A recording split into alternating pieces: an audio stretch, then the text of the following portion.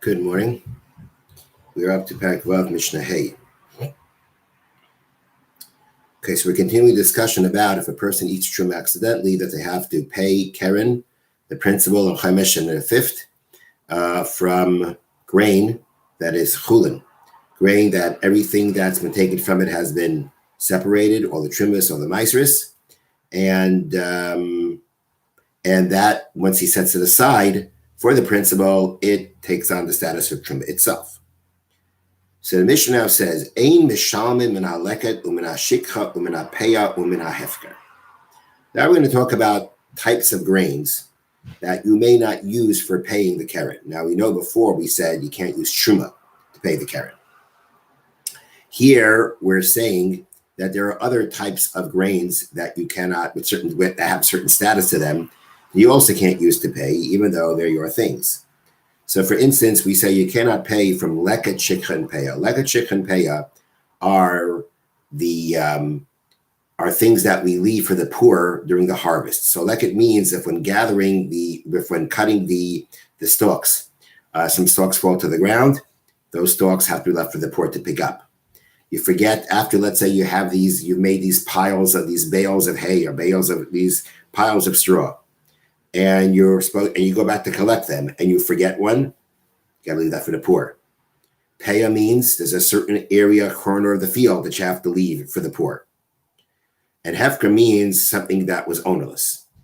Now, if a poor man collects any of those grains that he is entitled to, as the poor are entitled to, there is no obligation of truma and meiser from them.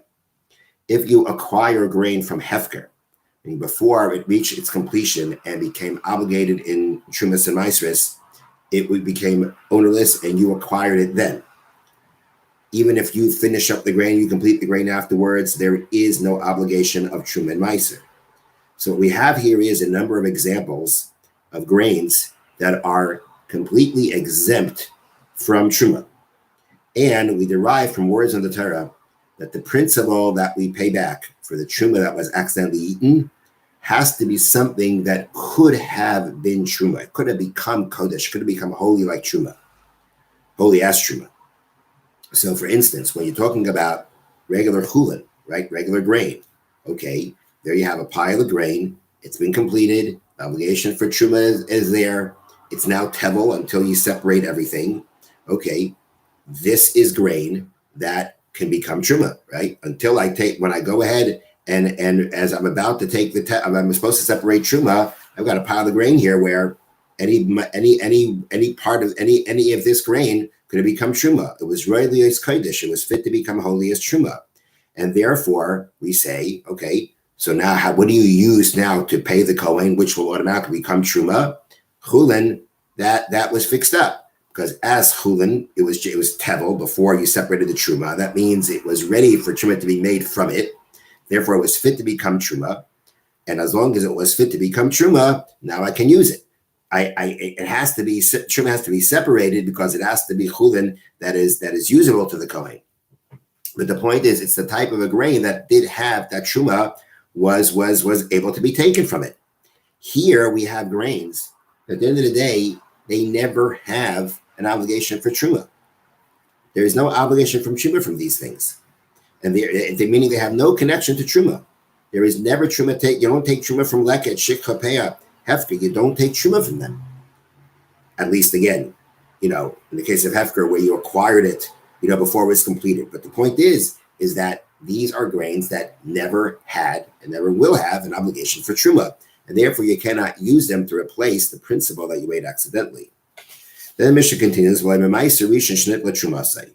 nor can you use ma'aser rishon that its truma was taken. So as we mentioned, when a person has grain, you first take off the truma gedayla, the truma that goes to the kohen. Then you take from what's remaining, you take a tenth that goes to the Levi. The Levi has to take his tenth, and take a tenth of that tenth of his tenth, and give it to the kohen. That's trumas ma'aser. Okay, so Mishna is saying you cannot use to pay for the principle of eating truma, ma'aser rishon, the first tithing, the truma says truma was taken from it. Okay, that means a Levi ate truma accidentally, and he's got ma'aser. It's fixed ma'aser. the truma was taken from it. It's not tevel. It's fixed meiser. Nonetheless, you cannot. The Mishna is saying right now, according to this opinion, as which that you cannot separate. You cannot use that to pay the principal, and this needs a lot of explanation. It's kind of it's difficult to understand and to explain, because if you think about it, this meiser rishon, meiser rishon, the truma was taken from it. It's really no different than the chulin that we have before. Meaning, the chulin that we say you can use for the principal, at one point it was tevel, you separated the truma and all the maasros. Now it's edible. Now it's fine. There's no questions about it. It's not tevel anymore. It's edible. That is what the Torah wants you to use to replace the principal truma that you ate. Meiser rishon should be the same thing. Meiser rishon is, when you separate the meiser rishon, it's tevel until you take off truma from it, just like chulin. And once you take off the truma from it, anybody can eat it, even if somebody's not a Levi. So therefore, the problem is, what is the reason? What's the difference between regular chulin that we say that if everything was taken from this grain, you're okay to use it to replace the principal, but if we're talking about the meiser rishon itself that was separated, that you can't use. Why? It's the exact same thing as the chulin that we say you could use to replace the principal. What's the difference between them? So there's a lot of discussion about this, and the point that we will use, I'm going to read it to you from here, from the Yad Avram, and that is that apparently, according to this understanding, the status of meiser rishon before trumas meiser is removed. Before trumas meiser is removed from it. I'm sorry.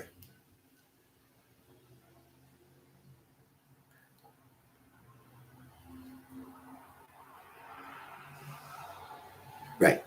Okay. The status of meiser rishon before trumas meiser is removed from it to be more than simple tevel. The fact that meaning you have to say like this. You have to say that meiser rishon before the tevel was separated from it is basically something sanctified. It has a certain special sanctity. It's more than just tevel. Tevel is grain that truma and meiser hasn't been taken from it. Okay, so if you have chulin and you separate your truma, before you separate your truma and your maasros, you have tevel, it's tevel. And once you separate, it's not tevel anymore. Okay. When you're dealing with meiser rishon, which we want to say is the same thing as tevel, just that it has to take 1/10 of a tenth per minute, which is truma for the Kohen. So we'd have to say that when you separate meiser rishon and you still didn't separate trumas meiser from it, although once you separate the trumas meiser from it, everyone can eat from it, even somebody who's not a Levi.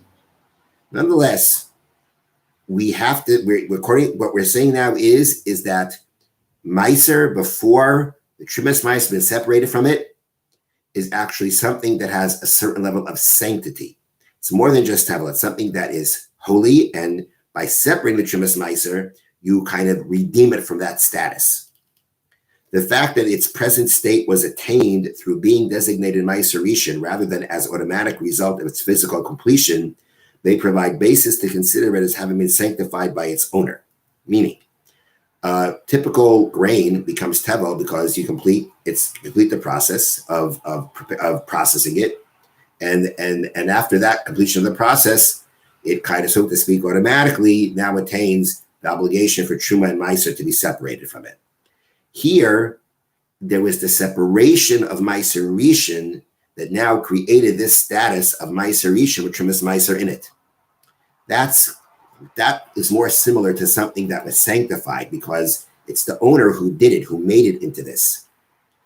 Okay. Another point they make is, furthermore, the fact that the quantity of trumas meiser is predetermined as 1/10 of the meiser rishon, rather being left to the discretion of the owner, as with regular truma, we make the truma component more pronounced in meiser rishon than it is in tevel. Meaning, according to Torah law, if I want to take truma, the truma gedolah that comes off of my grain, I really can give him one kernel and I fulfilled my obligation. As we learned before, it was the rabbis who gave amounts. When it comes to the trumas meiser, the Torah says you got to give 1/10 from a 10th. So the fact that here the Torah is being very specific about what I give for truma means, so to speak, that the truma that's here in this meiser, it stands out more. Meaning this Meiser Rishon, before the Truma is taken, has a Truma type status. It has a Truma type sanctity to it. And true, regular Truma, you can't do, there's no way of fixing it. No way of making it permissible to anyone other than a Kohen. And this one you could, at least after taking Trumas Meiser, the rest of it you could. But until you take the Trumas Meiser, the point is it has a certain sanctity. It has a certain sanctity. It's not just tevel. It has a certain sanctity to it. And the prohibition to eat it is not just due to the fact that you haven't separated what you're supposed to separate, but it's holy. It has a certain holiness like Truma itself. Which means that the same way we know that you can't use Truma to make up if a person ate Truma accidentally. We say you got to replace the principle. You can't use Truma for that. You can't use Truma. You have to use something that could become Truma. But you can't use Truma itself because there's a certain sanctity to it. So too over here, what we're trying to say is that the Meiser before Trumas Meiser is taken off from it it's a Truma. It's at a certain level has the sanctity of Truma. And if it has the sanctity of Truma, you can't use it to make up for the principle. Now you're going to argue and say, okay, but at least once I separate the Trumas Meiser, it'll be okay for everyone. So for this, we have a rule, which we're going to see more specifically in the next part of the Mishnah. And that is that if you had grain that became disqualified from being used as a replacement for the principle, as a compensation for the principle, even if that reason falls off, once it's been disqualified, it remains disqualified, as we're going to see very soon in two examples. But that would be a way of explaining what it is about what the Mishna means when it says that the Meiser Rishon, that the Truma has been taken from, and now everybody can eat from it. You still can't use it. You still can't use it to replace the principle because at one point of time it was considered disqualified. And the point would be, it wasn't just disqualified because it was tevel. It was disqualified because it was Truma-like. And because it has a sanctity, that makes that at that point of time is disqualified because of that sanctity. And then once, even though the sanctity has been removed, nonetheless, once disqualified, it remains disqualified. Okay, now, here is where we're going to see what we just spoke about. And also, he said, the Mishnah says, excuse me, nor can you use Meiser Sheni or something that was consecrated to the base of HaMikdash that was redeemed. Shein hekdesh paidas hekdesh, because something holy cannot redeem something that's holy. Divrei Rebbe Meir, these are the words of Rebbe Meir.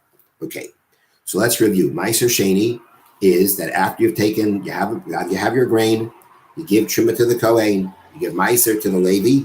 Now from what's left, there's another tenth you have to separate. During the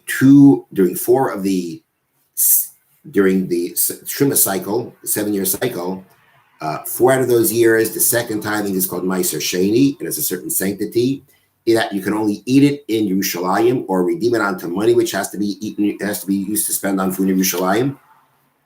Other years, we talk about the Meiser Ani. The other 2 years, the second tithing goes to the poor. Now, we're talking when the Mishnah talks about Meiser Sheni, it means the one that has that sanctity to it. Hektish, as we mentioned yesterday, is where you take grain, you sanctify it to the Beis HaMikdash. It's now consecrated, belongs to the Beis HaMikdash. No one can use it for any personal use. It can be removed, it can be redeemed, and the money then goes to the Beis HaMikdash. Now, in this case, the Mishnah is saying the Meiser Sheni and the Hektish were both redeemed. It means you redeem the sanctity onto money. These grains are now perfectly good for any kind of usage. Still, we're saying, the Mishnah is saying here at this point, that you can't use it to replace the keren of the Truma that you ate accidentally. And the Mishnah says, in hektish, paidas hektish, because something holy can't sanctify, cannot redeem something holy. That means that before you redeemed it, and it was sanctified, and you weren't allowed to eat it as is, at that point of time, you could not use it to replace the principle of the Truma that you ate. So therefore, what the Mishnah means is, and even after I redeem it, and now it is edible, now it is usable, nonetheless, once it's been disqualified, it remains disqualified. Divrei Rebbe Meir, these are the words of Rebbe Meir. Means everything we said until now, this whole discussion we've been having, has all been the opinion of Rebbe Meir. And in support that review, what did Rebbe Meir say? He said you cannot use for paying back the principal of the truma that you ate accidentally. You cannot use leket, shikha, and peah, or hefker. You can't use those things that are completely exempt from truma. You can't use meiser rishon, that's truma was taken from it, or meiser sheni and hektish that were redeemed, because at one point of time they were disqualified from being used to replace the principal. And once disqualified, even though now the disqualification is gone, it remains disqualified. These are the words of Rabbi Meir. The Chachamim permit these. That means that the Chachamim are permitting to use to replace the principal of the truma that you ate. These is referring to something of the list of things that Rabbi Meir mentioned. The Chachamim are arguing with Rabbi Meir, but it says they permit these. The question is, what are the these? It doesn't say what these are. And we're going to work with the explanation that the Chachamim are disagreeing with Rabbi Meir in the last three cases. The last three cases are the Meiser Rishon that the Trumas Meiser was taken from, the Meiser Shen and Hektish that were redeemed. Those were examples of the grains that at one point in time were disqualified. And even though the disqualification is gone, has been removed, Rabbi Meir say, once it's been disqualified, it remains disqualified. The Chachamim disagree with that. Once disqualification has been removed, they're not disqualified anymore. But they will be agreeing with the first examples, which were the examples of the leket, shikha, peah, and hefker, those grains that have no obligation of truma to them whatsoever. Those you cannot use for the principal, for the compensation of the principal of the truma that you ate accidentally. So the Chachamim, when it says the Chachamim permit, it means they permit the last three examples. They agree with the first couple of examples. The last three examples, that is what they disagree with Rabbi Meir about, and permit a person to use them for the purpose of compensating the principal of the truma that you ate accidentally. And of course, I mean, the same thing. It's not just that. I really should correct myself. When we're talking about now replacing, and we're talking about what kind of grain to use, it applies both to the principal and to the fifth. It talks about whatever you have to do now to compensate and to pay up and to make up for the truma that you ate. We know all of that, the principal and the fifth, has to come from chulin that are edible. And this past Mishna is a machlekes, it's an argument about what things can be used for that, what things cannot.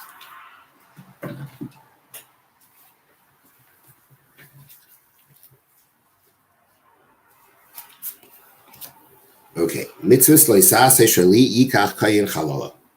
Permission for a kohen to marry a chalala. Shenema, as the pasuk states, isha v'chalala sikacha. A woman who is recognized, is considered halachically as a chalala, they may not marry. V'chalala what is a chalala? Shenolda meisirei kahuna. She was born from a woman who is forbidden to a kohen. Or a woman who is forbidden to a kohen who was married or intimate with who married a kohen. Right? A woman who is forbidden to kahuna who either was intimate or married a kohen. So again, what we're saying is like this. We had this yesterday. This example, if a kohen marries a woman who's not allowed to marry, such as if a woman marries a kohen marries a divorcee, so the child that would be born from that union is considered a chalal, is desecrated from the kahuna. And if it's a female, it's a chalala. She is defiled from being able to marry to the kahuna, and she was born basically from a forbidden marriage of a kohen. And therefore, she is also basically defiled and desecrated from being able to marry a kohen. So that's the first example of what falls under chalala. It means a woman actually born from a forbidden marriage. Or it means a woman who actually, right, a woman who actually was allowed to marry a kohen and did. Basically, it means that that in addition to the prohibition of that forbade this woman to marry the kohen in the first place, you're also not going to have, she's also going to have the status of a chalala because of the fact that she either was intimate or married a kohen. She gains that status of chalala just right. I mean, she wasn't born from a marriage that wasn't permissible, but she was involved in a relationship with a Kohen that wasn't permissible, and that makes her a halala. That now creates this prohibition upon her. Okay. Next mitzvah. Mitzvahs kufmem. Mitzvahs loisas shvikach kohen grusha. A Kohen may not marry a woman who has been divorced. As it says, v'isha grusha me'isha lo yikachu. A woman who has been divorced from her husband, they may not take. Medivrei Sefer. According from the rabbinic law, it was established. Chalutza asura gamke lekohen. Chalutza is also forbidden to a kohen. A chalutza, as we mentioned before, if a woman was married to a man who died without children, her brother-in-law, her husband's brother, has the mitzvah to marry her. If he doesn't want to do it, he has to perform what's called chalitza to marry anybody that she wants. So the sages instituted that a chalutza also may not marry a kohen. And if she does, and they have children, those children are, from rabbinic law, considered halalim, and they would not be able to participate, what Kohanim participate in.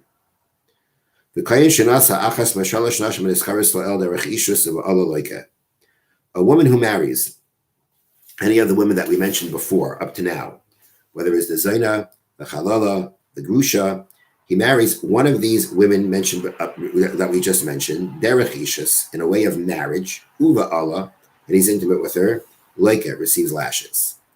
But for let's say it's a question whether the woman was a halala, or she is a halala, according to rabbinic law, maknas and makas mardis, the lashes that we give him are the lashes of rebelliousness, of being rebellious. A woman, right? A woman who is, she can marry a Kohen. There's nothing, she has nothing about her that doesn't allow her to marry a Kohen. But who's really nasal psule kahuna? She has no prohibition marrying someone who is invalidated from kahuna. Meaning, if a woman who is she's a daughter of a Kohen, her status is fine. If she decides she wants to marry a chalal, there's no prohibition against that. She's allowed to marry a chalal. If she marries a chalal, at the end of the day, you may very well believe that she wouldn't be able to marry. She wouldn't be able to marry a Kohen anymore. But the point here is that although the Kohen has these women, including a chalala, that he's prohibited from marrying, a woman who is born, whose father is a Kohen, has no prohibition marrying those type of people who a male Kohen would not be able to marry. Have a wonderful day and a wonderful Shabbos.